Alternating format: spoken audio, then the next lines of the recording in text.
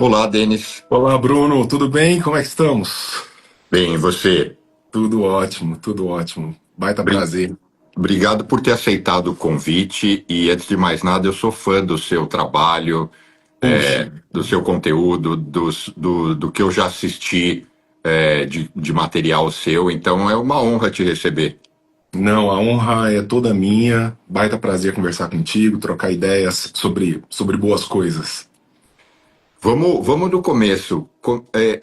O Denis já desde criança adorava ler e era um estudante, um nerd. Como é que você trilhou esse caminho? Na verdade, não. Na verdade, eu muito cedo tive uma vida mais dedicada ao esporte.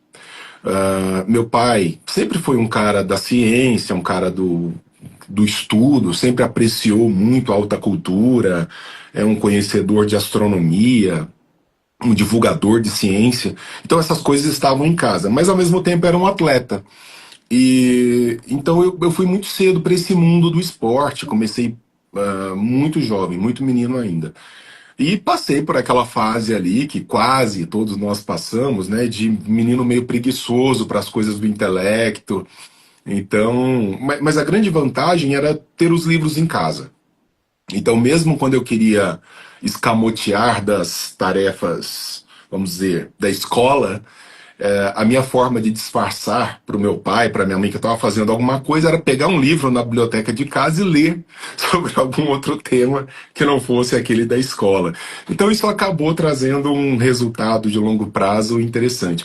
Mas as coisas da filosofia chegaram na minha vida especialmente ali pelo ensino médio. Ali as coisas da filosofia tomaram uma dimensão diferente, com certeza. Por algum motivador em particular? Ah, sempre tem esse cara, né? Essa pessoa que faz o catalisador. E nesse caso, eu tive um professor chamado André Silvério, que me apresentou as coisas da filosofia e eu que tinha uma vida pensada para seguir ali pelo direito, alguma coisa assim, falei, eu não consigo, agora eu vou ter que mexer com as coisas da filosofia. Durante um tempo elas andaram paralelamente, filosofia e direito, até que a filosofia passou a me consumir completamente, em 100% dos casos. Assim. Já no segundo ano de graduação, eu já falei, esse direito não vai dar certo, eu vou seguir pela filosofia. E aí você abortou o curso de direito? Abortei. O que aconteceu comigo, o que acontece não é algo raro exatamente. Para você ver, Platão, já há 2.500 anos, falou algo semelhante. Platão ia seguir na vida política, né? Platão era um aristocrata, tanto por parte de pai quanto por parte de mãe. E um jovem aristocrata ateniense do quarto século antes de Cristo, ele era levado para a vida política. Ele era treinado para as coisas da política. Daí ele conhece a filosofia e começa a analisar essa realidade política a partir de uma perspectiva filosófica e entende que não daria para ir para a vida política. Porque na política o que ele via era muita gente falando sobre muita coisa sobre as quais não entendia. Então, falou, em algum momento nós precisamos parar, recuperar o fundamento da discussão, recuperar o fundamento das coisas e entendê-las melhor, até para que a gente possa exatamente pedir as coisas mais corretamente. Né? Então, se eu vou pedir por justiça, por amizade, por temperança, por prudência, por liberdade, mas eu não conheço esses fenômenos, obviamente eu posso pedir por uma coisa e tomar gato por lebre. Então, o que aconteceu comigo foi meio isso. Eu olhando para o direito, eu disse: bom, eu não posso concordar com as coisas que eu estou vendo aqui, tanto do ponto de vista filosófico quanto do ponto de vista processual. Então, eu abandono o direito exatamente para cuidar um pouco mais dessa reflexão de natureza filosófica que antecede, ou pelo menos deveria anteceder, uh, o trabalho legislativo, o trabalho político e assim por diante. Não é o que acontece na prática, mas é o que deveria acontecer. E aí, como que você começou sua vida profissional? Quando é que você falou, agora eu tenho um trabalho, comecei a gerar renda? Então, ainda no período da da passagem do ensino médio para a graduação, eu cheguei a ser professor de natação, porque como eu nadei muitos anos, eu tinha uma experiência boa na área, mas muito moleque, né? Era uma coisa que hoje o Estado já não deixaria. O Estado nos protege desses males terríveis, né? Então, eu trabalhava com uma moçadinha. Então, assim, os meus primeiros salários vieram ali, eu devia ter uns 16, 17 anos. E depois, aí com as coisas da filosofia mesmo, aí ali pelos 19, eu já estava em sala de aula, trabalhando com ensino médio, pré-vestibular. Fiquei por 6 anos como professor de ensino médio e pré-vestibular de filosofia. E só depois, aí depois de um processo formativo, né, pós-graduação e tudo, eu entrei na universidade. E aí, em que momento que você se aproximou do material da Revolta de Atlas, da Ayn Rand, que certamente te levou a escrever o livro que você escreveu e tudo mais? O que acontece é que uma das coisas que você aprende estudando filosofia, ou pelo menos deveria aprender, é um apreço extraordinário, um apreço formidável pelo fenômeno da liberdade. E quando eu falo liberdade, eu falo sempre de liberdade individual, já partindo do pressuposto de que não existe liberdade de grupo, não existe liberdade de classe, não existe liberdade de nenhum tipo de coletivo. A liberdade é sempre um fenômeno individual. E essa liberdade foi muito bem tematizada pelos gregos, já no surgimento, na égide da filosofia. E eles fizeram isso de maneira magistral. A ideia da parresia, a ideia da palavra livre, da palavra do debate, da liberdade de expressão, da diferença brutal entre o espaço público e o espaço privado. Então, os gregos fizeram isso de maneira extraordinária. No meio das minhas leituras, me deparei com uma tal de Ayn Rand, que citava Aristóteles como o filósofo, o único filósofo, nas palavras dela, que a influenciou. Então, para Ayn Rand, o Aristóteles é o filósofo por excelência, por assim dizer. E aí eu fui atrás da obra dessa mulher para entender melhor exatamente o que ela falava. E a Ayn Rand é brutal na sua defesa da liberdade, porque ela faz um diagnóstico muito interessante que os gregos não podiam fazer. Porque os gregos estavam muito vinculados à ideia de polis. O grego, ele se via enquanto indivíduo cidadão da polis. A polis era uma extensão do indivíduo, né? Então, se a polis está doente, significa dizer que nós, indivíduos, estamos doentes. Mas a Ayn Rand consegue derivar daí uma visão muito interessante, que é o problema do coletivismo. O coletivismo enquanto aquele tipo de estrutura social que esmaga o indivíduo em nome de teses, assim ditas, do interesse do coletivo. E nós começamos a ver que, em nome dessa inversão, que coloca o grupo como algo mais importante do que o indivíduo, nós começamos a sofrer uma série de abusos. E aquilo que era a cidade como um fenômeno catalisador do melhor do indivíduo. Por que a gente vive em cidade? Porque o Bruno faz coisas extraordinárias que eu não sou capaz de fazer. Eu faço coisas que o outro não é capaz de fazer. Enquanto eu estou falando com você, a gente está usando uma tecnologia. Eu não sei como faz isso daqui. Eu não sei. Eu não sei como é que se constrói um celular, como é que se faz uma conexão online. Mas tem gente trabalhando nisso, então a gente se resolve. E a gente só se resolve com essas liberdades individuais sendo exercidas no máximo do seu potencial. A cidade deixou de ser catalisadora do melhor do indivíduo e passou a ser motivo de supressão da nossa individualidade. E a Ayn Rand faz uma leitura sobre isso que é um soco no estômago a cada página. E eu acabei, então, pensando comigo mesmo, nós precisamos ler mais sobre essa mulher, entender mais sobre o seu pensamento, porque é um negócio esquisito o fato de ignorarmos verdades tão evidentes. Fatos. Né? Quando eu falo de verdades, eu não falo aqui em sentido místico nem nada disso, eu detesto qualquer forma de apreensão mística da realidade, mas da verdade enquanto respeito aos fatos, enquanto respeito àquilo que se coloca diante de nós. Então é um choque de ceticismo, é um choque de racionalidade que, infelizmente, especialmente no Brasil, está muito distante do nosso cotidiano, está muito distante do nosso horizonte de pensamento e de ação. Estamos realmente em sentido contrário àquele indicado pela boa filosofia.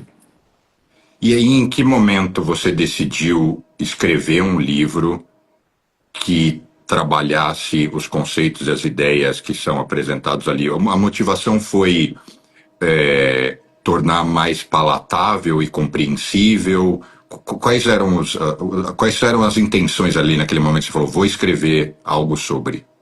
Bruno, existe uma coisa em mim que talvez seja uma patologia, talvez um dia eu deva tratar isso de alguma maneira. Eu não tenho filhos, minha mulher e eu decidimos não ter filhos, uma decisão muito amadurecida, muito tranquila para nós, mas eu tenho uma profunda preocupação, parece paradoxal, com um legado não meu, pessoal, mas com o mundo que nós estamos deixando para as próximas gerações. Talvez eu seja idealista, talvez eu esteja lutando contra os moinhos de vento, mas é isso, eu estou condenado a fazer isso. E lá pelas tantas, na minha cátedra universitária, eu falei, olha, nós precisamos tornar esses pensadores, esses filósofos da liberdade, mais palatáveis para um público que não está acostumado a uma linguagem filosófica. Então, eu acabei criando, deixa eu ver se está aqui perto de mim. Está aqui. Vai cair alguma coisa. Pronto.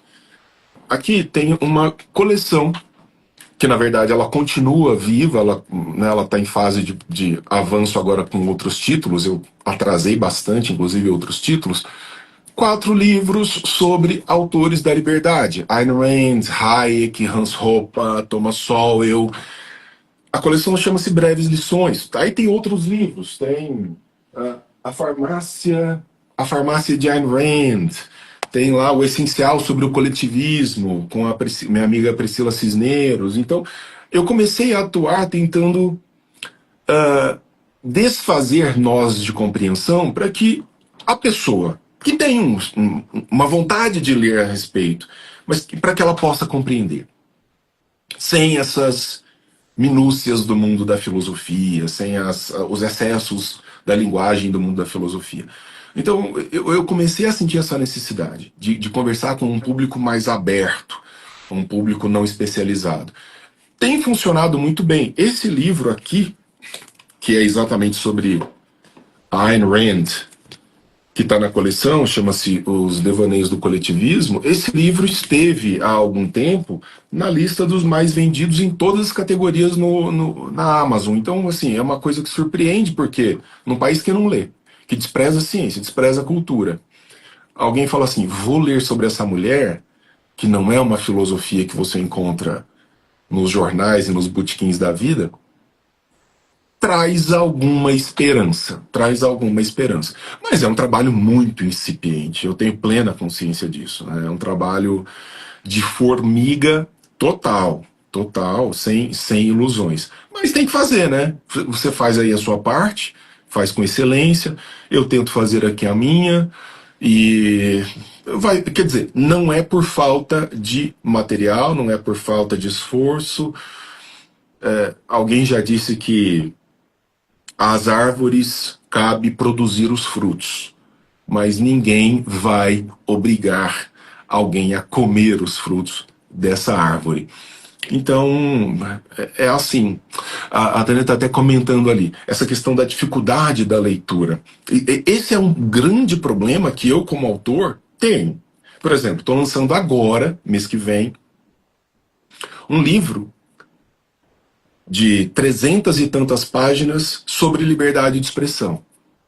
E aí alguém falou assim, você vai escrever na linha didática? Você vai... Não vou. Não no excesso do didatismo. Por quê, Bruno? Eu também percebi uma coisa. Um ponto é facilitar a vida do leitor. Outro ponto é mediocrizar a abordagem em nome da ignorância do leitor. nós começamos a fazer muitas concessões. Nós começamos a fazer muitas concessões. Na universidade, eu não consigo oferecer um curso mais complexo, porque o meu aluno não alcança. Eu não posso escrever um livro mais complexo, porque o leitor lá, não sei o quê. Então, eu preciso forçar o leitor a dizer, peraí, não tem aquela passagem conhecida lá do Clóvis, né, do brio? Pô, o sujeito escreveu. Agora cabe a mim ter um pouco de vergonha na cara e, pô, eu vou ao dicionário. Eu sou idiota? Eu sou algum tipo de cretino que não vou compreender nunca isso aqui? Não. A chave de compreensão está no texto, pode ter certeza. E aí eu fui para esse livro sobre a liberdade de expressão mais com esse espírito, de falar assim, se você tiver condições de entender a tese que eu estou defendendo aqui, você tem condições de ler o livro. Se você não tem condições de ler o livro, você não tem condições de compreender a tese que eu estou defendendo aqui.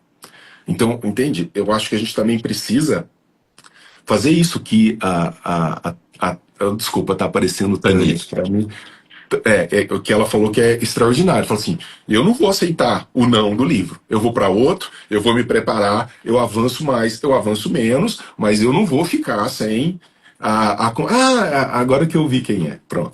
Eu não vou aceitar o não, um beijo, meu bem, o não, a não compreensão desse texto. Eu vou para o outro, eu vou partir, eu vou buscar mais informações até que eu absorva. Então, esse é o ponto extraordinário que acho que a gente deve, para onde a gente deve apontar para ter um país melhor. E eu queria agora explorar o assunto do objetivismo. Como é que se define, para quem nunca ouviu essa expressão, o que é isso? O objetivismo é o nome que a Ayn Rand dá para a sua filosofia. Exatamente para estabelecer ali um critério de máxima de máxima determinação conceitual. Ela não queria, por exemplo, também ser chamada, que essa filosofia fosse chamada de Randismo, né? Em algum momento alguém fala, mas o Randismo, ela falou, não é Randismo, é objetivismo porque não depende, era essa a vontade dela, que não dependesse só dela, que isso fosse uma filosofia que fosse para o mundo de fato. E por que objetivismo? Porque essa corrente filosófica da Ayn Rand tem alguns pressupostos fundamentais. Primeiro, a ideia de que a realidade existe. A realidade é aquilo que eu experimento segundo a minha capacidade de compreender a realidade. Então, por exemplo, ela tinha uma crítica a Immanuel Kant, que o Kant, filósofo prussiano, né, extraordinariamente importante, vai dizer assim, a realidade que eu vejo é só a realidade que eu vejo, mas eu não sei se é a realidade enquanto tal. A realidade enquanto tal me escapa. A Rand vai dizer, bobagem. A realidade enquanto tal é a realidade a qual eu tenho acesso. Esse é o mundo. É o mundo como é. É o mundo dos fenômenos. Então, existe uma realidade objetiva. A é igual a A. Essa caneca aqui, toda heterodoxa, é uma caneca. Isso aqui não é uma taça, isso aqui não é um apagador, nem um smartphone. E é verde. E se a gente tiver em desacordo com isso, alguém aqui está com um problema mental. Porque isso daqui é evidente. Né? A é igual a A. Então, primeiro esse ponto. O segundo ponto é, eu só posso compreender bem a realidade que existe a partir do acionamento da razão. A razão é a ferramenta por excelência que mais bem compreende esta realidade que existe. Então você tem esse binômio realidade e razão numa simbiose para compreender o mundo como é, e aí você vai criar uma ética a partir disso, ou seja, quais são os melhores resultados que eu posso obter de uma boa compreensão da realidade a partir da razão. O grande embate da Ayn Rand era com as respostas místicas a respeito da realidade. Mas o misticismo, tanto de natureza religiosa, quanto de natureza política. Ou de qualquer outra forma de misticismo, que nada mais é para ela do que um mentir para si mesmo, do que um fugir da realidade como é para evitar dores inevitáveis da vida, para evitar algum percalço emocional, para abraçar caprichos e fantasias. Então ela vai dizer assim: nós somos profissionais nisso. Ser humano, quando não gosta de uma coisa que está vendo no mundo, vai trabalhar ideologias, visões, crenças, fantasias, magias, para dizer: não, não é bem assim, é diferente, existe uma outra coisa aqui. E não é a melhor solução, não é a melhor solução. A melhor solução do objetivismo, proposta pelo objetivismo, é essa filosofia que coloca o acionamento da razão, porque a razão não é um automático, o acionamento da razão como um pressuposto fundamental para uma boa vida, para uma vida que mereça ser chamada de civilizada. E aí, quem está assistindo agora talvez se pergunte: interessante, quero entender mais, quero ir mais a fundo. Logicamente, tem os livros, mas você tem alguns caminhos, trabalhos, um clube de debate, um clube do livro, coisas que você permita que as pessoas se aproximem e interajam sobre? Sim. Bom, eu tenho duas sugestões, né? E todas elas passam por uma autopropaganda. Quando eu concebi esses livros, foi exatamente para levar a pessoa para o mundo da Ayn Rand, antes de essa pessoa pegar os livros propriamente ditos da autora. Então, você tem o clássico A Revolta de Atlas, 1.500 páginas de livro. Dá até para fazer agachamento com ele, não sei cadê, tá aqui em algum lugar. É um livro enorme, muito extenso. Eu estou com ele aqui também. Tá com ele por aí também? Tá ali em cima. Esse livro aí, Bruno, se a pessoa pega, vamos dizer assim, a seco, a pessoa vai aproveitar 50% dele. Porque ele é um romance, é uma distopia, mas é uma distopia filosófica. E se você não conhece minimamente os instrumentos filosóficos que ela está acionando, você, por exemplo, aquela parte final dele, que a gente fala que é o discurso de John Galt. Tem um discurso de John Galt que é um discurso de 70 páginas. E aí tem muita gente que começa a ficar enfadonha, né? 70 páginas o cara falando. É a essência do livro. Você sai dali pulando páginas, você jogou o livro fora. Então aí eu fiz esse aqui com a ajuda de amigos, né? Ayn Rand e os Devaneios do Coletivismo, que está na coleção Breves Lições, e o Farmácia de Ayn Rand. Então, esses dois são os livros assim que introduzem conceitualmente. E eu tenho também um espaço chamado a Sociedade da Lanterna, dentro do qual a gente tem não só uma vasta compreensão da história da filosofia, mas tem inclusive curso introdutório sobre o pensamento da Ayn Rand. Então, assim, tá lá, dá para fazer esse acesso. A vantagem da Ayn Rand, ao contrário de quando a gente estuda filosofia antiga, é que você vai encontrar inclusive vídeos dela no YouTube, né? Porque ela viveu até recentemente. Tem vídeos dela no YouTube, programas de entrevista. É muito bonito ver o modo como ela que nasceu na Rússia, como ela expõe muito bem em inglês o seu pensamento, as suas ideias, num país que acolheu muito bem as suas ideias, tá? Para você ter uma ideia, A Revolta de Atlas foi considerado, né, o livro pela Biblioteca Nacional do Senado norte-americano, o segundo livro mais influente dos Estados Unidos, perdendo só para a Bíblia. Então não é uma qualquer. Não é uma qualquer. Então, um livro realmente que está muito no espírito do norte-americano e, puxa, poderia estar um pouquinho no nosso, né? Porque está difícil. E a Sociedade da Lanterna, na prática, eu tenho certeza que é digital, as pessoas podem assinar e elas podem consumir o conteúdo que está lá. Basicamente é isso. Isso. Basicamente, a Sociedade da Lanterna nasce de uma frustração minha com a vida universitária. A universidade no Brasil basicamente acabou. Ela só não acabou completamente porque ela tem alguns centros muito pontuais de excelência. Tem algumas pessoas ainda sérias dentro da universidade, mas não é a maioria. Muito longe disso. A maioria das pessoas que compõem a universidade brasileira, bom, basta ver o que ela virou na prática. Você vê pelos resultados, né? É um grande espaço de produção de ideologia, de reprodução de ideologia, de fanatismo ideológico, espaço quase zero para uma boa compreensão de boa ciência. A nossa ciência, ela aumenta muito em termos quantitativos, mas em termos qualitativos ela não avança. Nossa ciência não avança.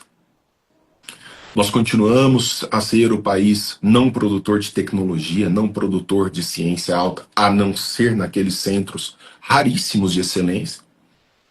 E foi a minha frustração com a universidade que me levou a pensar a Sociedade da Lanterna, que é inspirada nesse cara que está aqui atrás, Diógenes o Cínico, né? Diógenes o Cão, que foi um filósofo helenístico que andava com a lanterna durante o dia procurando o verdadeiro homem. O homem que não se dobrava a regrinhas idiotas da sociedade, a valores que esse homem nem mesmo poderia, entendia muito bem.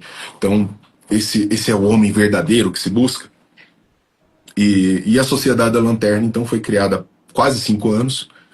E desde então nós temos crescido. Hoje a gente tem um aplicativo próprio, que é frequentar a história da filosofia, compreender a história da filosofia, trazendo a filosofia para a nossa vida.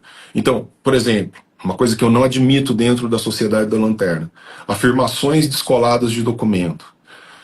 A gente quer saber assim, Heráclito disse o quê? Como? Parmênides disse o quê? Como? O que eu posso afirmar? O que eu não posso afirmar? Então, é um banho de ceticismo. A gente estuda a história da filosofia. A gente começa lá no mito, agora a gente está inclusive estudando estoicismo. Ah, Denis, e tem um prazo? Tem, o prazo da vida. Enquanto vida houver, a gente vai estar lá. Ah, quanto tempo vocês vão ficar em Platão? O tempo que a gente achar que é necessário. E depois a gente vai voltar a ele. E assim nós vamos seguindo isso lá dentro. Cara, nós somos centenas e centenas de pessoas no Brasil, tem gente no mundo. E, enfim, é um oásis. É um oásis. Aí tem cursos, professores convidados, tem de tudo lá. Mas então não é só um lugar que a pessoa assina e consome vídeos on demand, de fato tem encontros, reuniões, interação. Tem. Nós temos encontros semanais dentro da SDL. A cada 15 dias é um encontro regular sobre história da filosofia. E a cada 15 dias a gente faz leitura comentada de livros escolhidos que não são necessariamente filosóficos. Por exemplo, a gente pega 1984 do Orwell, a gente pega Arquipélago Gulag, do Solzhenitsyn, a gente pega um livro do Carl Sagan, sei lá, O Mundo Assombrado pelos Demônios. Então, livros importantes, Podres de Mimados, do Dalrymple. Nós vamos lendo esses livros, comentando, extraindo o essencial desses livros. A gente está terminando agora a Ilíada, de Homero. Então, a gente tem uma vasta gama de literatura de alta qualidade, que também é a cada 15 dias. Então, toda segunda-feira à noite, o pessoal da SDL tem um encontro às 20 horas. A gente faz ao vivo, mas fica tudo no aplicativo gravado, todo o material disponível. É bem legal, cara. Assim, é um espaço que reúne gente muito boa, que tem uma troca de ideias assim muito legal, e é o que tem me salvado do ponto de vista intelectual. Porque, como eu disse, a vida na universidade se tornou para mim praticamente irrespirável. Eu estou lá, tento fazer ainda alguma coisa, mas o sistema ele é avassalador. Nossa, eu tenho muitas perguntas, vou soltar aqui algumas. Primeiro, eu imagino que para as pessoas chegarem à Sociedade da Lanterna, na sua bio deve ter o link e tudo mais. Tem, eu te agradeço muito pela gentileza dessa indicação, o link está na minha bio, e aí lá você cai direto. A gente procurou fazer uma coisa que não seja pesada do ponto de vista financeiro, que nós entendemos a realidade econômica do país, então ela é um projeto que basicamente se paga, mas tem sido extraordinário, assim, e a gente tem conseguido evoluir, né? Então essa conquista agora do aplicativo, por exemplo, e depois eu vou te mandar lá para você ver, o aplicativo ficou lindíssimo, é de altíssima qualidade. Hoje não existe no Brasil um espaço como esse, porque o que aconteceu com a filosofia também é que ou ela está contaminada politicamente ou ela está contaminada em termos religiosos. Então o que não falta nas redes sociais é o tal do charlatão, que se diz professor de filosofia, mas é professor de catequese. Então ele quer fazer com que os filósofos todos concordem com a fé que ele professa. E aí isso virou um carnaval de participação em podcast, de lives. e de um escambau a quatro, de gente muito mal intencionada, mas todo engomadinho, falando assim, ah, Platão estava preparando a chegada de Jesus Cristo. Aristóteles prova a existência do nosso Deus, amém. É ridículo, é patético, é desonesto e faz uso do desconhecimento de uma população inteira. Então, isso nós não admitimos lá. Nossa, Denis, eu não concordo com isso. É um direito seu discordar do filósofo, mas o que o filósofo disse é isso. E isso está documentado. E para você discordar do filósofo, você tem que discordar no plano da intelecção e não no plano do achismo, porque quando a gente estuda filosofia, a gente não está no boteco trocando ideia. Então, assim, você pode discordar, desde que você tenha bons argumentos para discordar do filósofo. Bom, vou disparar aqui alguns comentários e perguntas e aí a gente vai organizando a conversa. Em 1994, eu comecei a trabalhar com um grande economista que era professor e que tinha negócios na área de educação. Então, o ano passado completaram 30 anos que eu estou nesse universo financeiro e educacional. Então, eu sempre... ou eu sempre gostei de dar aula, ou eu sempre investi em negócios de educação. E aí, por que eu estou fazendo essa introdução? Porque nessa época o Paulo Renato, ministro da Educação, e aí eu não estou dizendo aqui que é certo ou errado, no fundo eu quero ouvir a sua opinião. Ele veio com o entendimento que é o seguinte: Brasil, país atrasado, muita gente ignorante, e a gente precisa tentar acelerar o processo de alguma forma. Então, antes era muito difícil abrir universidade. Eu vou deixar abrir universidade uma em cada canto e espero que depois eu já vou ter morrido ou eu vou estar velho. Eu espero que depois aconteça um processo seletivo, mas pelo menos vamos gerar quantidade e tentar, de alguma forma, porque um país enorme, milhões e milhões de pessoas. Então eu entendo também ali a dificuldade dele como gestor, né? Eu tenho certeza que se nos colocassem nessa mesma cadeira, eu e você, não é um trabalho fácil, né? Não. Não é fácil. Não é. E aí, o que a gente assistiu, e é isso que eu quero conectar com o seu comentário, é que, bem ou mal, as universidades viraram prioritariamente negócio. Ela é dominada pelas entidades particulares e o que o mantenedor ali se preocupa é o seguinte: isso aqui tem que dar dinheiro, que eu não acho errado. Assim, Harvard e etc, todo mundo ganha muito dinheiro. Uhum. Mas aí a minha pergunta é: onde você acha que a coisa se deteriorou, perdeu a mão? É tanto no universo privado quanto no público? É por existir um distanciamento entre o dono que quer fazer dinheiro e o corpo acadêmico? Onde que a coisa desandou? Eu vou fazer esse comentário em dois momentos diversos. Primeiro, com relação às universidades públicas. Houve um esforço de aceleração quantitativa da universidade pública, especialmente ali governo Lula 1, governo Lula 2. A ideia era exatamente assim: espalha a universidade para todos os lados. Claro que antecedido por esse movimento da época do Fernando Henrique Cardoso, de deixa surgir as universidades privadas e tudo. Mas o que nós observamos foi uma preocupação de uso político desses espaços e não de construção de uma aristocracia intelectual, que é o propósito fundamental da universidade. As pessoas acham que o termo aristocrata indica algo ruim, algo pedante. Não. Aristocracia significa o poder dos melhores, os melhores ocupando aquele espaço. E especialmente quando nós falamos de universidade pública, as pessoas podem se rasgar por eu estar falando isso, não é espaço para fazer ação de justiça social. Assim como você não faz ação de justiça social na seleção brasileira de futebol, você pega os melhores atletas que estão em atuação e compõem a seleção brasileira de futebol, ninguém fica lá falando em cota na seleção brasileira de futebol. Se você tiver 11 atletas brancos, heterossexuais, todos moradores de um determinado estado do Brasil e não de outro, mas são os 11 melhores, são os 11 que vão jogar. E se forem 11 pretos, se forem 11 gays, não me interessa. Eu quero os melhores. Esse deveria ser o propósito fundamental da universidade, especialmente da universidade pública. Mas isso não aconteceu.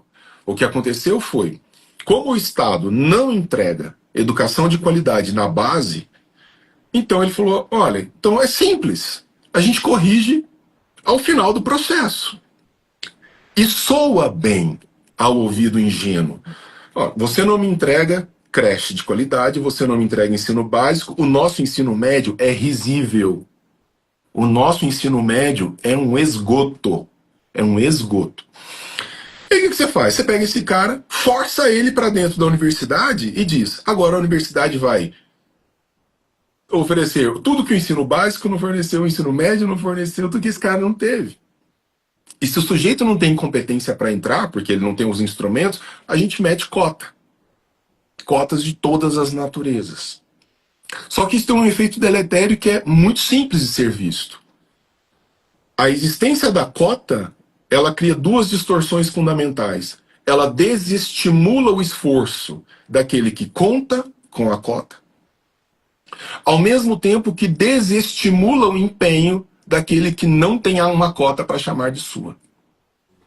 Então nós tivemos casos recentes agora, até de faculdade de Universidade Federal, lá de Santa Catarina, num programa de residência médica, você tinha lá 2, 3 caras que tiraram 100 e tanto de nota e candidatos cotistas com 60 e tanto de nota que entraram. Que entraram. Eu não quero ser operado por esse sujeito. Desculpa, é que eu não sei, na hora que eu vou entrar no consultório dele, ele não vai falar, eu fui aquele cara que tirou 60 e entrou na residência médica contra um cara que tirou 150, que porque era branco e hétero, não assumiu a vaga. Então você coloca a universidade para fazer um serviço social. Não é lugar para fazer isso. A universidade ela tem que pegar os melhores. Ela tem que trabalhar com os melhores. Processo duro de seleção. Ah, mas tem certas pessoas que não conseguem concorrer. Então resolve na base. Não resolve na ponta. Resolve lá atrás. E coloca o sujeito com mínimas condições para concorrer. Então esse é o primeiro ponto. E a universidade virou isso. Virou esse grande parque de diversões grotesco que se desassociou da ideia de excelência. Você fala esse termo dentro da universidade, você é opressor. Você machuca a sensibilidade. Você não pode falar em... Era isso. Essa ia ser uma das perguntas seguintes. Como você é recebido pelo restante do grupo? Eu imagino Nossa Senhora. que você seja polêmico. Eles me odeiam. Eles me odeiam. Totalmente.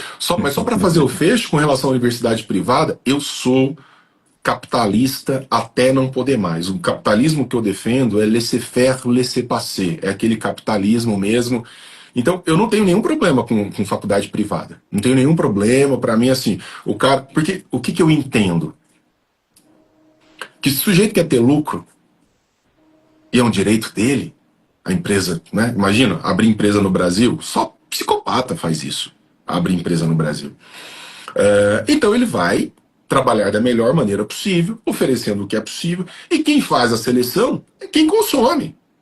E eu acho que as pessoas têm que ter o direito de serem enganadas, de serem idiotas, de pagar por uma coisa ruim. Isso é um processo educacional. Eu sei que o que eu estou falando é meio duro, mas isso é um processo de depuração. A gente tem que deixar as pessoas serem idiotas. Então, esse excesso de proteção... Vejam, por exemplo, o que fizeram com a nossa CLT. Nós somos recordistas, isso é para dizer um povo, né? Nós somos recordistas mundiais. O Brasil sozinho tem mais de 90% das ações trabalhistas do mundo. Então, quer dizer, nós temos um sistema hostil no qual as pessoas não conversam. Então, a gente tem que pagar por ser idiota. Ah, não, mas você ficou 4 anos pagando uma mensalidade altíssima e o cara te entregou uma porcaria. Você não vai reclamar? Bom, mas você vai reclamar depois? Então, eu não consigo...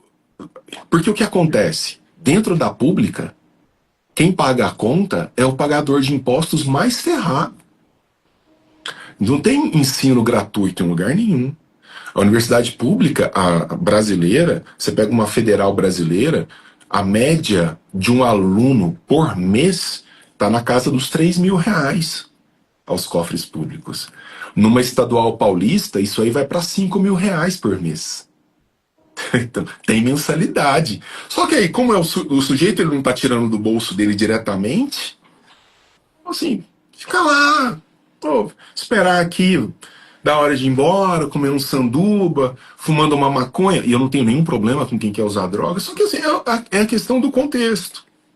É a questão do contexto. Agora, as privadas, cara, ó, eu vou te oferecer aqui um curso para enrolar pão, vai R$ 5.000 por mês.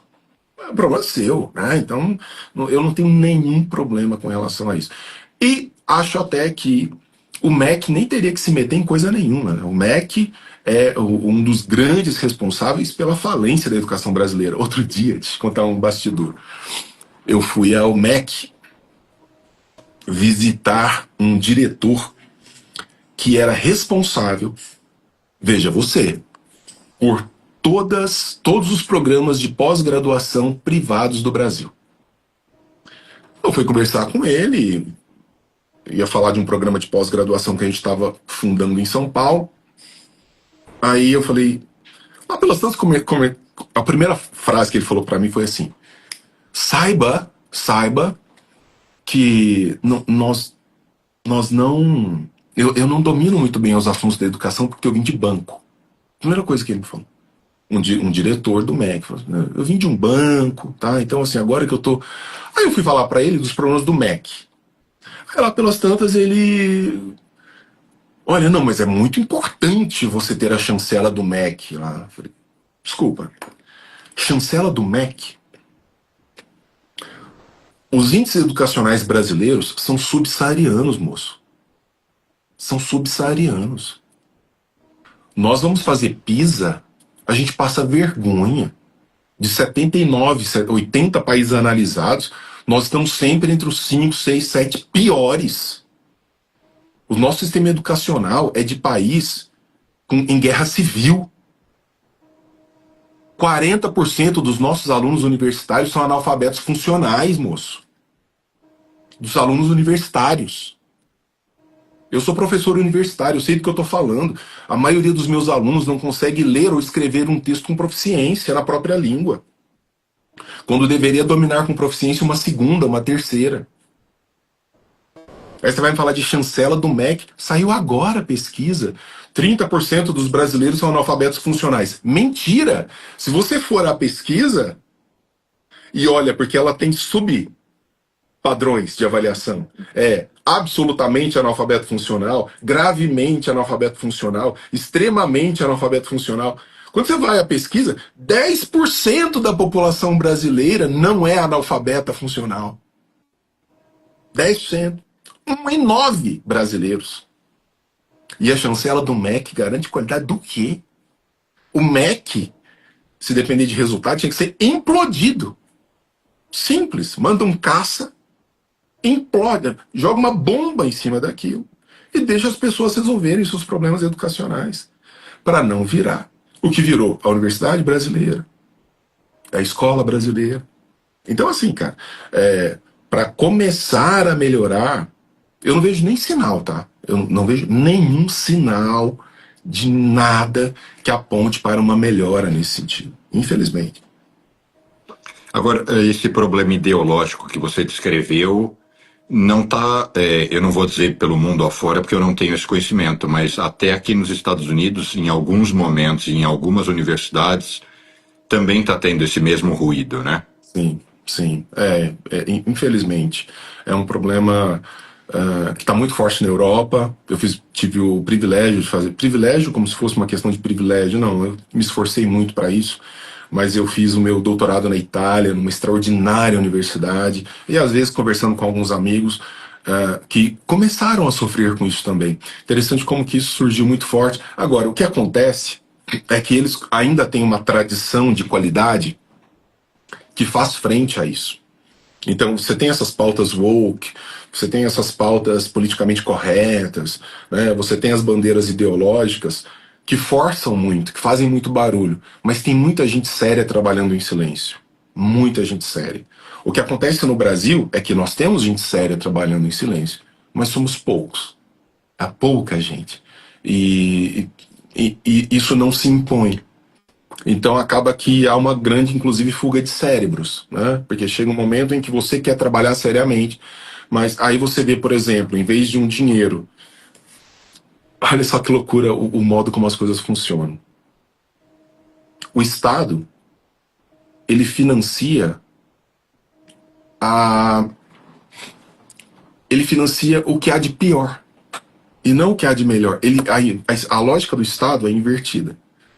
Quando você pensa no capital privado, você tem lá 10 lojas. Aí você tem 9 lojas que estão te dando lucro, uma loja está te dando prejuízo, você tenta trabalhar essa loja, mas você viu que ela é inviável, você fecha. No Estado é o contrário. Eu abro várias universidades, eu vejo que os resultados são péssimos. Por exemplo, hoje no Brasil nós temos uma taxa global de evasão das universidades que bate a casa dos 50%. Você tem cursos universitários que formam menos de 10% dos seus ingressantes. Isso é falência absoluta. Entram 100, formam menos de 10 em vários cursos. Em vários cursos. O que o Estado faz? Precisa de mais dinheiro. Você pega um barco que está afundando, em vez de dizer assim, não, cara, nós já vimos que isso daí não vai. Onde é que nós estamos tendo os nossos melhores resultados, especialmente usando dinheiro público? Aqui. Então nós vamos focar nosso dinheiro nisso.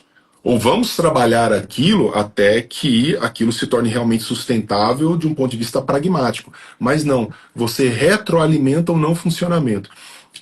Um dia, eu brinco sempre com esse negócio, a minha vida estava muito boa, e aí eu falei, eu vou arrumar um grande problema para mim. Vou comprar uma areia para mim. Eu fui candidato a reitor da minha universidade. Uma tragédia. Porque imagina, as pessoas me odeiam. As pessoas me odeiam. Mas eu falei, vou lá. Não adianta só ficar falando. Depois vão falar assim, mas você nunca se colocou em jogo. Sim, me coloquei em jogo. Eu tava lá, trazendo as ideias. Olha o que as melhores universidades do mundo fazem. Isso dá para aplicar, isso dá para replicar, etc, etc, etc. Eu tinha algumas reuniões com professores que eram assim, se fossem gravadas, poderiam virar, sei lá, um programa de comédia. Funcionava assim. Olha, nós estamos com um curso tal, nós somos 20 professores, a gente não tem aluno. O que você pretende fazer com relação a isso? Peraí. Então, olha como funciona o Estado brasileiro. Eu quero abrir um curso de geologia no Quiprocó do Judas. E aí eu já contrato, né? Faço o concurso. 20 professores, contrato secretários, coloco um prédio, não sei o quê. Aí eu abro o processo vestibular e não dá ninguém. Por quê? Porque ninguém tem interesse naquela região em fazer geologia, ninguém tem interesse em fazer nenhum estudo relativo àquilo, etc, etc. E aí, agora, o que você vai fazer? Vai sair catando gente em algum lugar para enfiar ali dentro? Vou contratar alguém? Então, assim, não se pensa. Criamos. Agora a gente vê o que faz. Realoca, abre o vestibular, não tem ninguém, paciência. Então vai dessa maneira, sabe? Não tem nenhum tipo de responsabilidade, porque usar o dinheiro do outro é sempre muito gostoso. Existe um economista que diz assim, existem formas de você usar o dinheiro. E a forma menos eficaz de você usar o dinheiro é o dinheiro do outro para aquilo que não é para você. E é o jeito político de usar o dinheiro. O dinheiro do outro para aquilo que não é. Já viu algum político usando o SUS? Não, né? Então, assim, você pega o dinheiro do outro, aplica do jeito que quiser. E impor. Político brasileiro, quando é preso, manda reformar a ala da cadeia onde ele está preso. É desse jeito, é o nosso nível. E voltando ao ponto central, como é que a gente correlaciona o objetivismo A Fernanda está falando que, desculpa, que claro, usar a palavra esgoto para se referir ao ensino médio é o mínimo desrespeitoso. Não, não, não. A realidade não é desrespeitosa. O ensino médio brasileiro, na verdade, ele é pior do que esgoto, porque ele condena as pessoas a andar no esgoto. Nós temos um país que 50% dele, em 50% dele, As pessoas saem pisando em esgoto nas portas de suas casas. Isso é fruto de ignorância. Isso é fruto de um projeto não educacional, de destruição do intelecto do sujeito, que o condena à miséria, à fome, a replicar os erros, achando que em algum momento aquilo vai ser solucionado. Então, a gente, para melhorar esse país, a gente tem que começar a dar nome às coisas. Então, assim, o nosso sistema educacional é um lixo. É um lixo. E é um projeto. Porque nós temos uma classe política que se retroalimenta do lixo. E enquanto nós não nos revoltarmos com isso, enquanto a gente não marcar posição dura contra isso, nós vamos ser o eterno país da esperança do um dia vai dar certo, replicando erros. Então, não se agastem comigo, se agastem com a realidade, se agastem com os fatos. A gente começou falando de objetivismo, não adianta discutir com os fatos.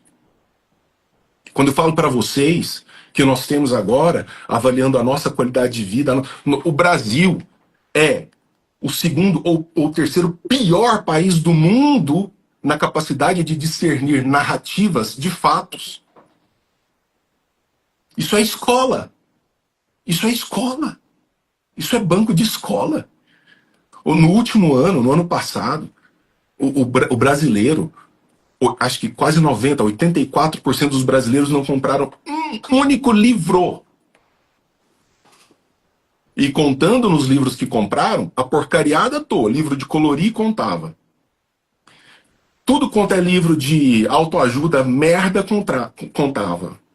Livro didático contava. Então, vocês querem construir que país? Que país é esse que nós queremos construir? Então, não se agastem comigo, se agastem com os fatos.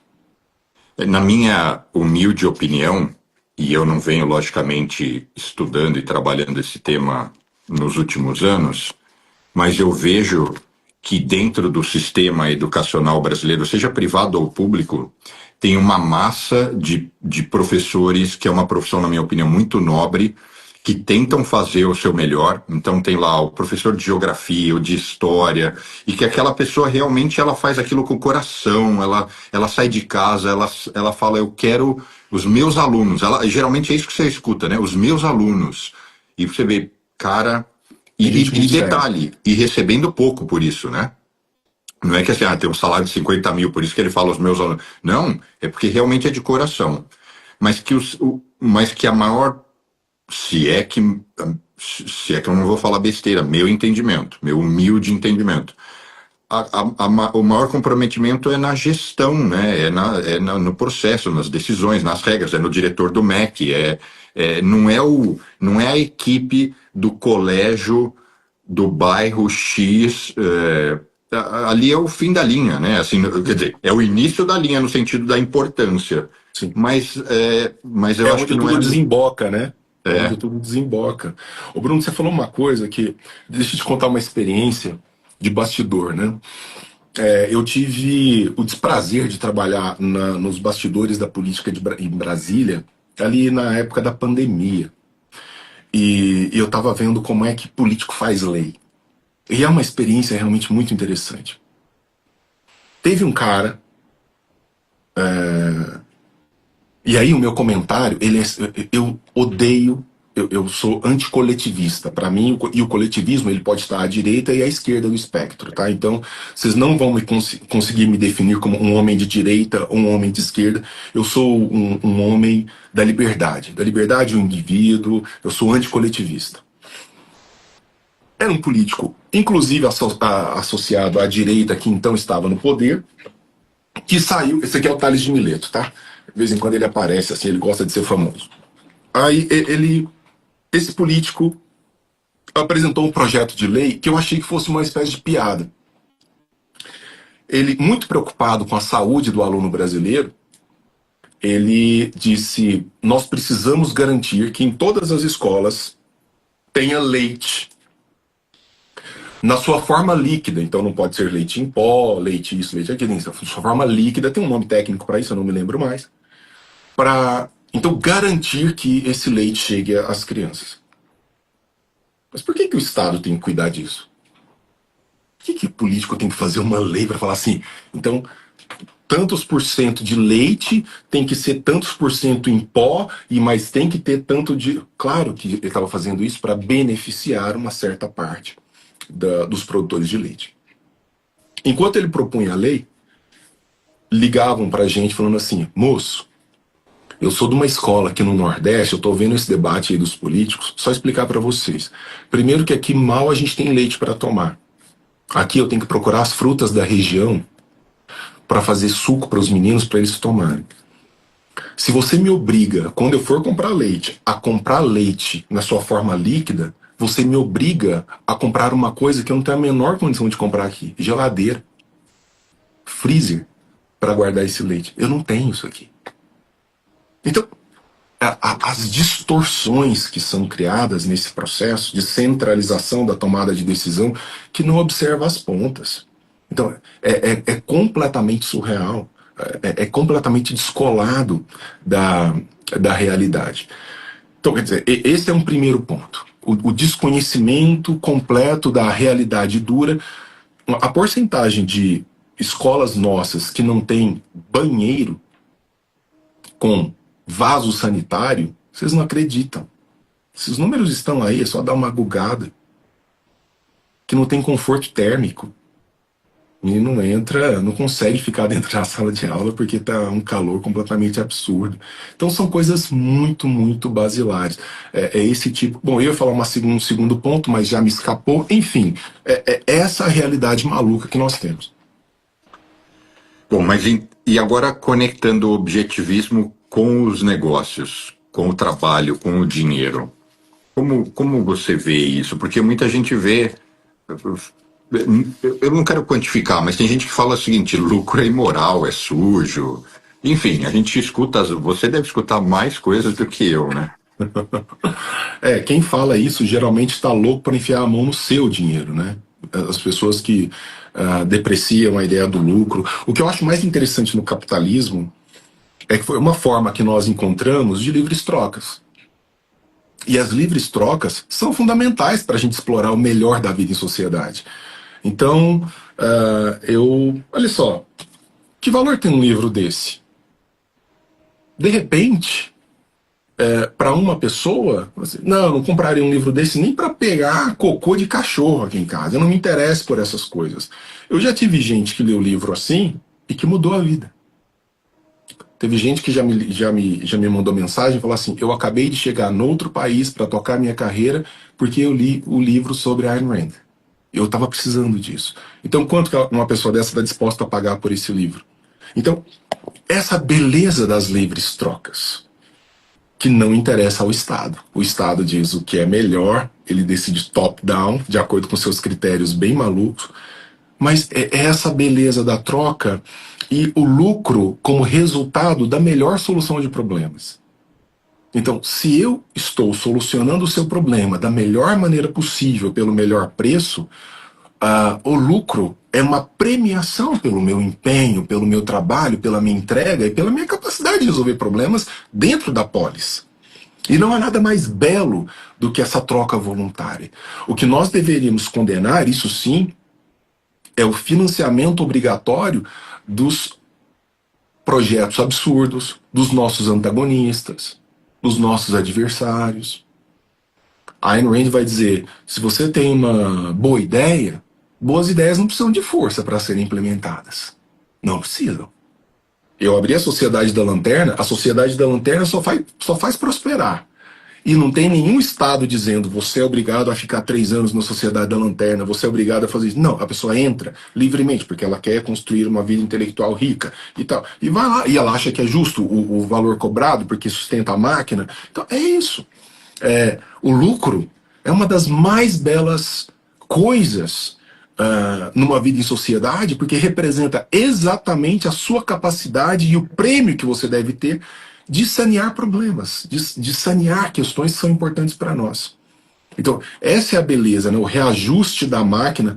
Nós tivemos um exemplo agora muito recente, durante a pandemia, quando explode a pandemia e o aumento do consumo de álcool gel, né, também explode igualmente.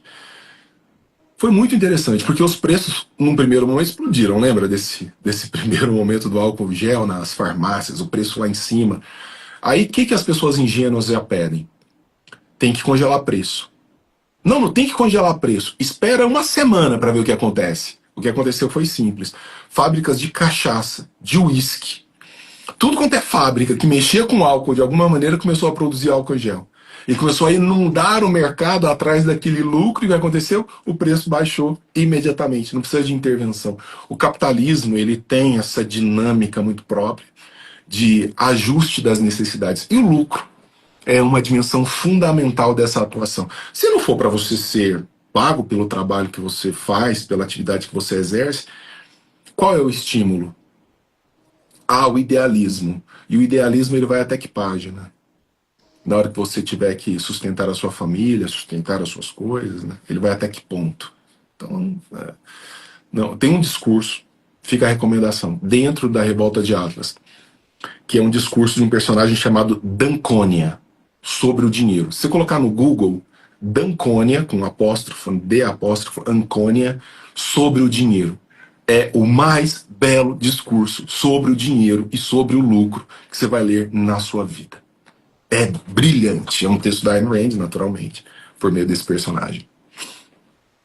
E aí, se a gente pegar esse tema e correlacionar de uma forma mais ampla, que é o objetivismo aplicado na vida real, como é que você diria? Assim, como é que você traduziria isso para quem está assistindo e, logicamente, não é um profundo conhecedor do tema e da dinâmica? Eu acho que a coisa mais bela do objetivismo é recuperar uma dimensão egoísta da nossa existência.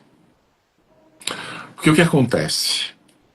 Nós somos educados na perspectiva do altruísmo. E nós somos educados a pensar o altruísmo como uma boa coisa. Mas o que é o altruísmo, numa concepção filosófica objetivista?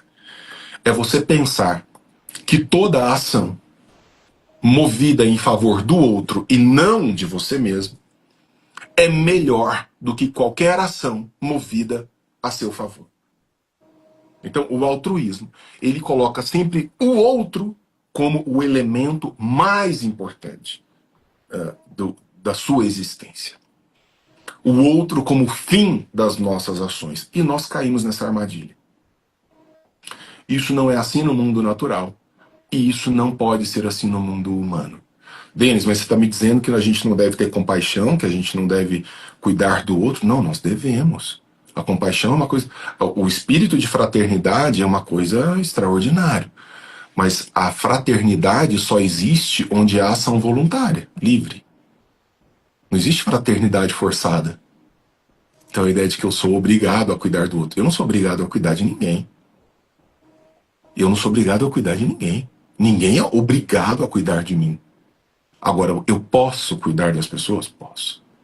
Se isso está dentro do meu horizonte moral. Eu posso usar o meu lucro para fazer o bem para as pessoas? Posso. Mas eu não devo ser obrigado a fazer isso. Porque na medida em que você me obriga a usar o meu lucro para fazer o bem para o outro, você me desestimula a ideia de ter lucro e de não fazer uso voluntário desse lucro. Ah, não, mas tem gente que não vai fazer esse uso. Problema, outros vão.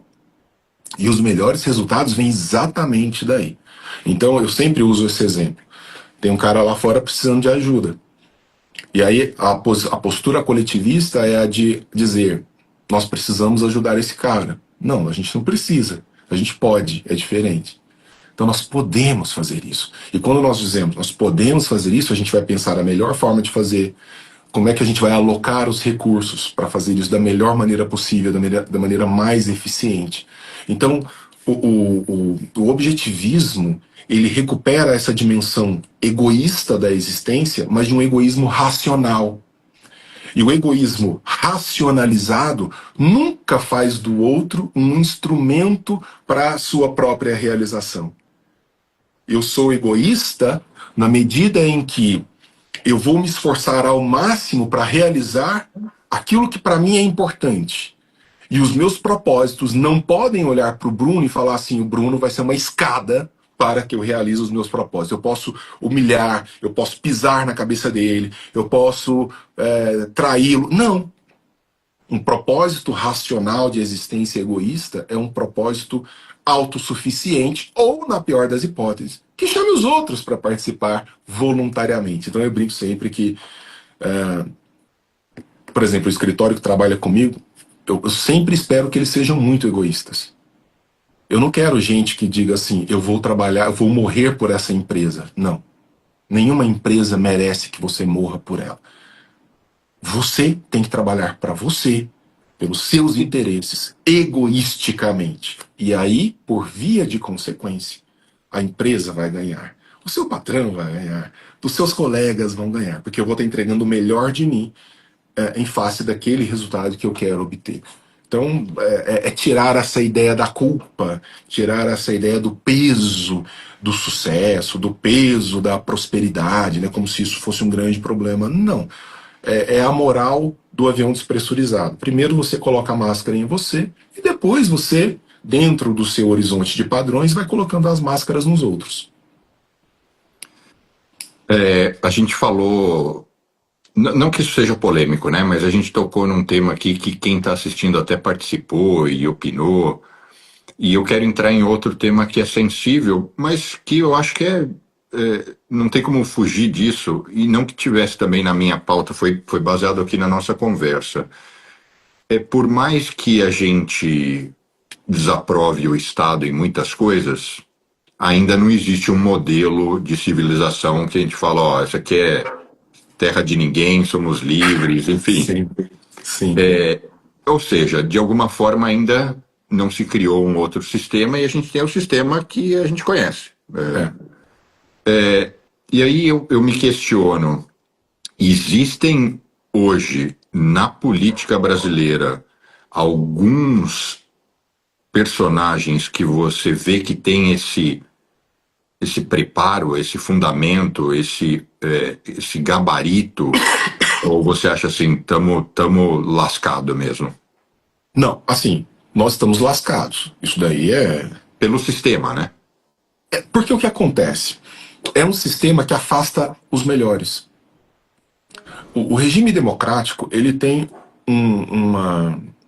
ele tem um problema na base, que é, até na moderna ciência política, eles chamam isso de o mito do agregado. O que é o mito do agregado? É dizer basicamente o seguinte: pega uma população, como a população brasileira. De vez em quando vocês estão ouvindo um latidinho aqui, mas é porque a gente tem 3 cães, nós temos gato. Eu não sei como é que eles não apareceram aqui ainda, mas não se chateie, é o mundo animal aqui de casa. Eu acabei de dar números para vocês. São números, isso aqui são fatos. Por mais que a gente fique chateado e tal, são fatos, tá? Então, assim, você pega praticamente 90% dos brasileiros são analfabetos funcionais. Não são proficientes na própria língua. Não conseguem, Bruno, ler um texto e compreender um texto. 90%. Quando você vai para analfabetismo científico e letramento científico, os números são piores. São piores do que esse. Então, e quando eu falo em letramento científico, não é saber coisa de ciência difícil, não. É saber, por exemplo, quer ver como é que são feitos os testes de letramento científico? Converter moeda. Se o real custa tantos dólares, ou vice-versa, quanto custa tantos reais? Ou quanto custa... O cara entra em choque. Entra em choque. Mas não sabe. Aí o que acontece? Você pega isso daí, 90 e tantos % da população brasileira. Mas isso não é para falar que a gente é cachorro do mundo, não, não. Isso tá no mundo. Então, assim, os índices de analfabetismo científico nos Estados Unidos não são muito diferentes, não. Tem norte-americano que acha que ser humano conviveu com dinossauro. É coisa assim, grotesca, você tá aí, você sabe. Então é coisa grotesca, o nível é muito baixo. E aí você pega, a democracia é a celebração da decisão dessa gente a respeito da condução das pautas do que é melhor para a vida em sociedade. Então, o que você está me dizendo é que 90 e tanto % de pessoas que não conseguem ler e compreender um livrinho, não conseguem discernir entre uma narrativa e um fato, elas serão capazes de fazer as melhores escolhas para os líderes que vão conduzir os nossos destinos dentro das poleis, dentro das cidades. Isso é coisa de demência. É uma contradição de base. O mito do agregado, então, vai dizer: você pega um mundo de gente irracional, achando que dali vai surgir uma solução racional para os nossos problemas. Então, esse mundo de gente irracional vai votar de acordo com seus próprios parâmetros. O que significa dizer, e aí eu lembrei o que eu ia dizer quando a gente estava falando dos professores, que vai bem nesse ponto. Eu não posso te dar o que eu não tenho, Bruno. Eu não te dou o que eu não tenho. Então o professor, ele pode ser muito esforçado, ele pode ser muito empenhado, mas se a educação dele foi porcaria, por mais que ele esteja assim louco para fazer dos seus alunos os melhores alunos, falta instrumento. Então a mesma coisa, é o regime democrático. Então, por mais que eu queira as melhores coisas, um país diferente, melhor, mas eu não dou o que eu não tenho. Eu não consigo sequer entender quem é melhor e quem é pior. Olha a nossa classe política, ela é o exato retrato do povo que nós somos. Esses caras não vieram de Marte. Eles não saíram do fundo do mar e vieram para nos governar. Eles são frutos da nossa escolha, porque nós nos identificamos com os valores desses caras, que nos roubam, que tiram 5 bilhões de reais para fazer campanha num país de gente pobre, que estão lá agora, desviando dinheiro de aposentado, pensionista. Isso vai continuar, porque esses mesmos caras vão ser reeleitos. Porque é isso que os irracionais fazem, não compreender. Achar que insistir nas mesmas soluções vai trazer resultados diferentes. Então, cara, de vez em quando vai aparecer uma figura política que rompa com isso, que quebre com isso. E nós temos no Brasil, hoje, falando muito seriamente com você, nós temos aí, talvez dê para contar nas duas mãos. Talvez. No plano federal. Federal. No plano federal. Eu não conseguiria listar. Eu não conseguiria listar. Difícil. Eu acho que eu teria dificuldade em listar uma mão. É porque eu quis ser mais condescendente. Tá, eu tô com você. É isso, cara. É isso, porque o Hans Hoppe, que é um autor. Aqui, até a gente tem o outro livro da Breves Lições é sobre ele. Ele fala que é o tipo de regime que garante a ascensão dos piores. Então, por exemplo, a gente elege esses caras, imediatamente o que eles querem? Onde nós vamos alocar os nossos amigos? Você já viu como é que eles decidem quem vão ser os ministros no Brasil? É muito interessante. Não é só no Brasil, né? De novo, pra gente não ficar na síndrome do cachorro vira-lata. Tem o nome do fulano aqui, que ele pode ser ministro de Minas e Energias, mas ele também pode ser ministro da Educação. Ah, mas eu acho que na cota do partido, se a gente colocar ele de ministro da Pesca, agora também tem o Ministério das Mulheres, que faz exatamente o quê? Ninguém sabe. E outro dia, agora eles trocaram a ministra das Mulheres, ela estava falando da importância. Que nós vamos lutar para que as mulheres tenham dente na boca. Pô, você precisa de um Ministério das Mulheres para dizer isso. Então, quer dizer, é assim. Quer dizer, a competência técnica não é requerida. É só ser amigo do fulano. E aí isso é o primeiro escalão. Veja o segundo escalão, terceiro escalão. Tá lá eu no MEC conversando com um cara, diretor das pós-graduações do Brasil inteiro, privadas. Primeira frase, o cara fala sem constrangimento. Cara, professor, eu não sei nada de educação, eu sou de banco. O que você está fazendo aqui então, velho? O MEC tem o segundo maior contingente de servidores públicos do Brasil. Só perde para as Forças Armadas. O MEC tem mais de 300 mil funcionários. Mais que a saúde? Muito mais. Muito mais. O MEC só perde para as Forças Armadas em termos de contingente, pessoal. Mais de 300 mil pessoas. Então, e os resultados que vocês têm? Por quê? Porque, cara, é só colocar o amigo. A nossa primeira-dama foi agora para a Rússia, representando o nosso presidente, está indo agora para a Rússia. É a única democracia razoável do mundo que foi visitar um tirano. sanguinário como Putin. E aí ela foi antes, porque claro, ela tem que ir antes, sabe, sei lá por quê, para fazer as relações, não sei que, institucionais, a Janja. Aí ela foi falar sobre a importância dos professores de português na Rússia, publicando uma nota no seu ministério com 2, 3 erros de português. Esse é o Brasil que nós temos, velho. Essa é a imagem do negócio. Não, não é sério. Não é sério. Então, quer dizer,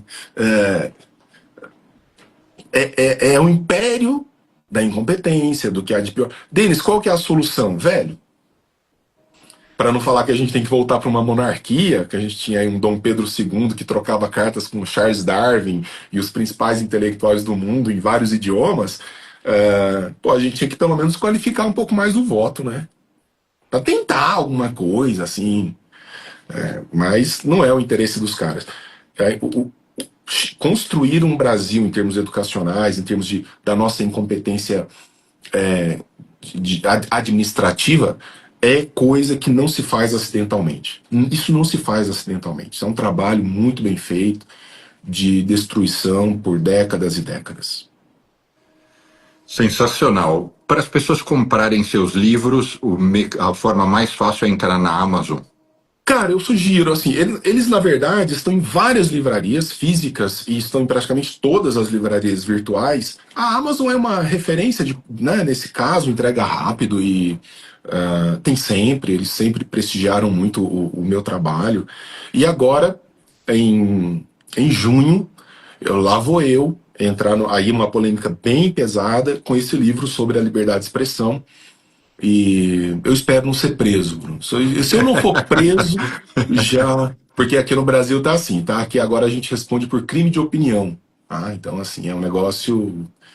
É inacreditável. É 1984 do George Orwell. Claro que eu não vou falar assim, estamos vivendo 1984. Não, quem lê o livro não diria isso.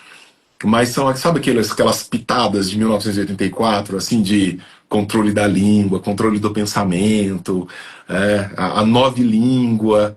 A gente está vivendo isso assim plenamente, cara. É um negócio maluco. Então a gente tem que falar sobre isso exatamente para combater da melhor maneira possível, né? Se você perceber depois da publicação do livro que a coisa tá ficando meio estranha, você pega Cara, a esposa. eu vou pedir o seu endereço. É isso que eu ia falar. Pega a esposa, os cachorros, os gatos e tem um quarto aqui até você vem passar um bom tempo aqui. Mas, irmão, você sabe que a gente fala brincando, mas outro dia eu fiz uma participação num podcast aqui no Brasil, e aí quando terminou a gravação, eu não vou declinar o nome, mas quando acabou a gravação, o produtor do podcast entrou e falou assim, eu não sei se a gente pode ir como tá. Talvez a gente tenha que cortar alguma parte. Eu falei, cara, eu não quero dar problema para vocês, porque eu fazia críticas sistemáticas ao Supremo Tribunal Federal nessa sua ação deletéria de filtro da sociedade, controlando o que eles acham deve ser dito num país inteiro. Coisa que é a destruição do processo civilizatório. Fatos. É a destruição do processo civilizatório. Eu fiz um comentário nesse sentido. E aí, depois eu fui palestrar no escritório de advocacia e um amigo advogado falou assim, cara, você fica esperto, viu? É porque agora você tá voando abaixo do radar, mas se um corte desse, não sei o quê... Falei, você acha mesmo? Falei, pô, acho. Aqui no Brasil os caras estão prendendo deputado que tem prerrogativa de foro por causa de crime de opinião. Então é isso, assim, é coisa de modelo soviético de condução. O monarca teve que fugir para os Estados Unidos, porque, entre outras coisas, porque emitiu opinião. E tem mais um outro influenciador, né, que reteram acho que até o passaporte dele, ele tá aqui. Eu esqueci agora o nome, é Rodrigo, enfim. Tem uma turma aí. Tem uma turma aí. Depois eu até te passo no WhatsApp e falo, olha aqui, Denis, olha esse cara. Ele é esse caso, exatamente esse caso. E aí, eu tenho que lembrá-los que eu não estou falando de Rodrigo Constantino. Sim, o Rodrigo Constantino, inclusive, está combatendo agora um câncer pesadamente e tal. Mas ele foi perseguido, né? O crime de opinião. Rodrigo Constantino, aquele Alan dos Santos, que está aí nos Estados Unidos também. O Monark, que está aí nos Estados Unidos também. Tem uma galera que foi embora. Mas aí, para deixar claro, isso não passa por concordância com as ideias que eles professam. Passa por liberdade de expressão. E a liberdade da expressão é fundamental exatamente no momento em que a gente não concorda com as ideias que os caras estão professando. Então, foi um negócio. E tá assim, mais e mais. Agora eu falo em regulamentação das redes sociais. Regulamentação das redes sociais. Imagina o que não vem. Regulamentação do. Isso pode ser. Imagine o quanto tem que ser arrogante um cara que diz assim: eu vou falar pra vocês o que vocês podem dizer ou não na vida em sociedade. Esse cara foi alimentado com iogurte e sucrilho a vida inteira, porque realmente é um cara que não entendeu nada do mundo. Assim, não, eu vou determinar top-down, eu serei o filtro da sociedade. Esse daí, de amor próprio, falta de amor próprio, ele não vai morrer. Esse daí tá em dia. Bom, você vai me ver na Sociedade da Lanterna. Eu vou entrar lá e vou me divertir, vou aprender muito, tenho certeza. Maior prazer do mundo, cara. A vida da filosofia é uma vida que muda tudo. Eu amo o que eu faço porque a gente sai de uma visão de senso comum, a gente sai de uma visão pasteurizada. Tem dia que a gente sai de lá chorando, tem dia que a gente sai dando crise de riso, tem dia que a gente sai preocupado. Então, assim, porque a filosofia é isso, né? A busca pela verdade no sentido de desvelamento. O termo grego é aletheia, é desvelar, é retirar o véu. Inclusive eu falo sobre isso até nos meus livros infantis de filosofia. Enfim, é um negócio maravilhoso. Vida na filosofia é outro tipo de vida. Denis, foi uma honra e eu te digo o seguinte, tem algumas lives que eu faço que eu falo assim, eu tenho que, sei lá, passou 30 minutos, eu tenho que ficar me esforçando. Puxando. Aqui eu percebo que facilmente a gente ficaria 4 horas sem esforço, porque eu ainda tinha umas 300 curiosidades. Então, você está convidadíssimo para quando estiver por aqui vir jantar na minha casa, a gente se encontrar, gravar um podcast se quiser no estúdio. E eu, quando tiver por aí, eu também vou me convidar a falar, vamos tomar um café, vamos bater um papo. Não, você já está intimado. É sempre muito bom poder encontrar alguém com quem a gente possa trocar boas ideias. A gente acaba se ensimesmando cada vez mais. Isso é perigoso, né? A gente vai acabar se fechando, não querendo mais contato, porque acha que tudo tá. Não, mas tem pessoas muito boas. Eu fiquei muito feliz de conhecer por conta desse convite o seu trabalho. Já estou te seguindo lá e vamos estender essa relação. Vou te trazer para falar dentro da SDL também, vai ser muito legal. Só para fazer aqui uma provocação positiva para quem está assistindo e para você, né? O que eu fiquei com mais vontade foi quase assim, desliga as câmeras, queria me teletransportar aí para sua sala e falar, Denis, cara, toda essa sua, eu vou classificar como conhecimento e maturidade, eu tenho certeza que te traz dificuldades para socializar. E contar das minhas experiências. E eu não sou um estudioso no tema, mas eu às vezes brinco o seguinte: a ignorância a não ignorância traz algumas dificuldades grandes. Então eu acho que daria um bom papo isso. Olha, é verdade. A Sociedade da Lanterna é um pouco oásis nesse sentido que você está comentando, mas há outros. E as redes sociais fizeram esse grande favor de a gente poder conversar com pessoas que estão do outro lado do mundo e trocar essas ideias. Agora, o mais importante de tudo é que eu sou ácido nas críticas, eu faço as críticas que faço, eu tenho posições bem marcadas que me trazem muitos problemas, mano. Inclusive problemas assim, em nível de justiça, conselhos de ética. E você falou assim, pô, imagina como é que é você na universidade. Cara, não é simples. Eu sou persona não grata. Quando eu deveria ser mais um colaborando com o processo do bom debate, do bom discurso. Como é que você me diz que uma universidade é hostil a ideias? Isso é um completo absurdo, né? Que uma universidade deseja o monopólio da ideia. Mas, ou a gente faz isso e paga o preço, e eu sempre estive disposto a pagar. Eu não tenho nenhum medo, eu brinco com a questão de ser preso por conta de liberdade de expressão. Eu não tenho nenhum medo. Porque esses caras eu nunca concederia esse poder a esses caras. De me silenciar, de dizer que vão me punir. Então punam. Porque eu tenho essa visão de longo prazo, né? Assim, do país que a gente vai construir, mesmo não tendo filhos, do país que a gente vai deixar. E aí a gente tem que ter um pouquinho de coragem nessa construção, nesse processo. Agora, fácil. Cara, de vez em quando é bem solitário, é bem pesado, bem pesado. Mas vale quando a gente encontra excelentes pessoas como você.